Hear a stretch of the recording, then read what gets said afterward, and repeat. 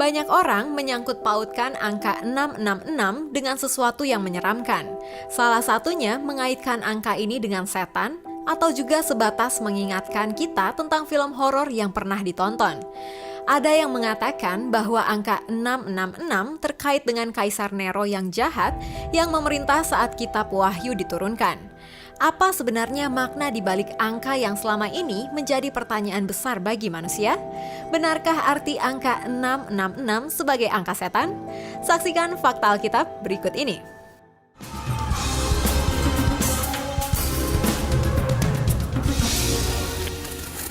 Bilangan 666 dalam Alkitab. Angka 666 merupakan salah satu bagian Alkitab yang menarik banyak orang untuk mengetahuinya. Terkadang bilangan ini selalu disangkut pautkan dengan satanisme dan antikristus. Bilangan atau angka 666 hanya dapat ditemukan dalam kitab Wahyu 13 ayat 18. Yang penting di sini ialah hikmat.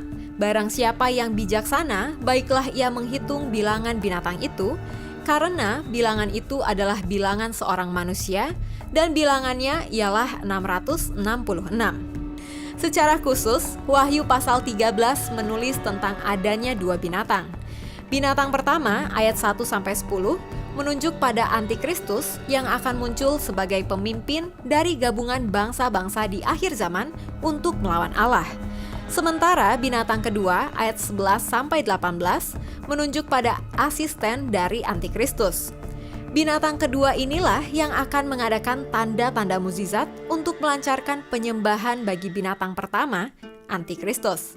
Ia akan memberikan perintah membuat patung dari binatang pertama, serta memberikan hidup bagi patung tersebut dan menuntut penyembahan dari semua penduduk dunia pada waktu itu. Tafsiran Alkitab Wycliffe kurang lebih juga menyebutkan hal yang sama mengenai binatang dalam pasal ini. Bahwasannya binatang yang muncul dalam bumi adalah antikristus, Wahyu 13 ayat 11, dan binatang yang muncul dari laut adalah nabi palsu, Wahyu 13 ayat 1. Mengenai nabi palsu, kami sudah membahasnya, dan kamu bisa menyaksikannya dengan mengklik link yang ada di kanan atas ya. Makna angka 666. Dan ia menyebabkan sehingga kepada semua orang, kecil atau besar, kaya atau miskin, merdeka atau hamba, diberi tanda pada tangan kanannya atau pada dahinya, dan tidak seorang pun yang dapat membeli atau menjual, selain daripada mereka yang memakai tanda itu, yaitu nama binatang itu atau bilangan namanya.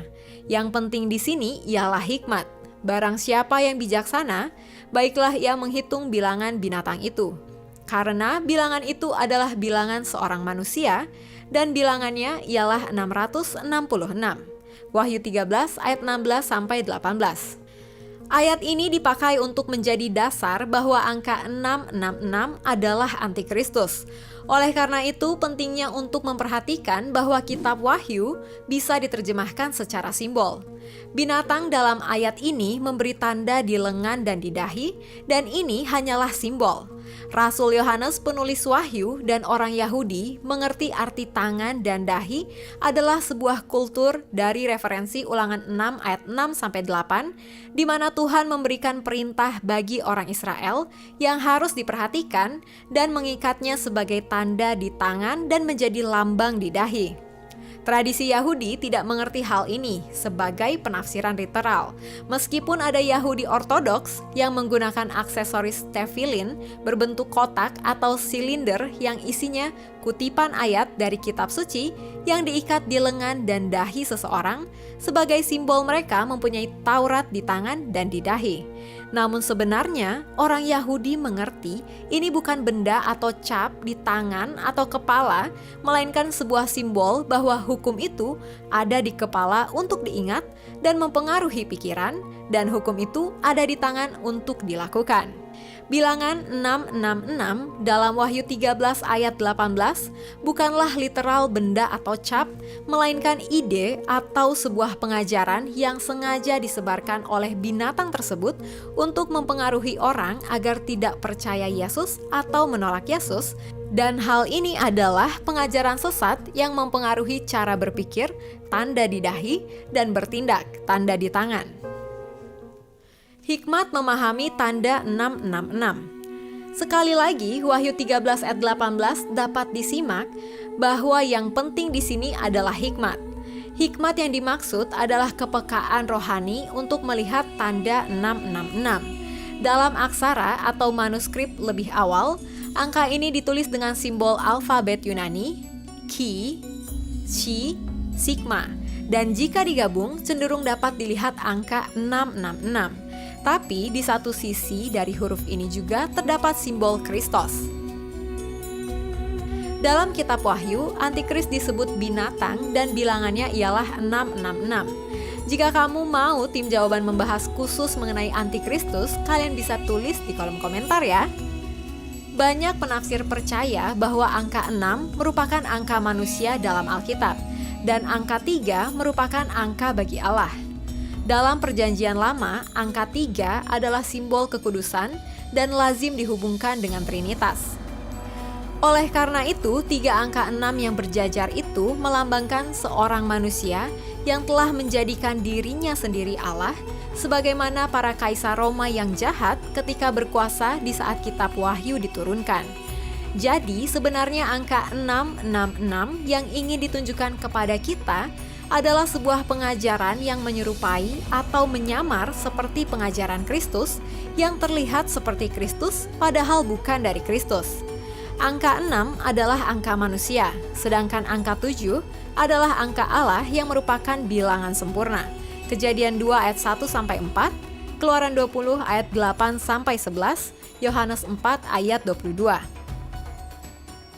Bilangan 666 tidak mencapai kesempurnaan sebagaimana bilangan 777.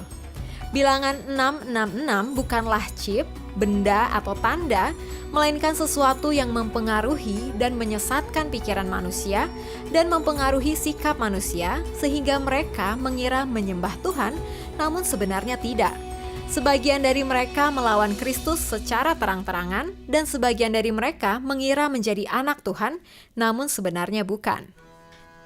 Nah, Jesiers, itulah angka 666 dalam kitab Wahyu. Tafsiran Alkitab oleh Dave Hagelberg mengatakan bahwa Wahyu pasal 13 yang berkisah tentang iblis, antikristus, dan nabi palsu memang cukup berat untuk dibaca. Namun dalam Wahyu pasal 14, perhatian kita tidak lagi dipusatkan pada tokoh kejahatan, tetapi pada Kristus dan mereka yang memuji Tuhan.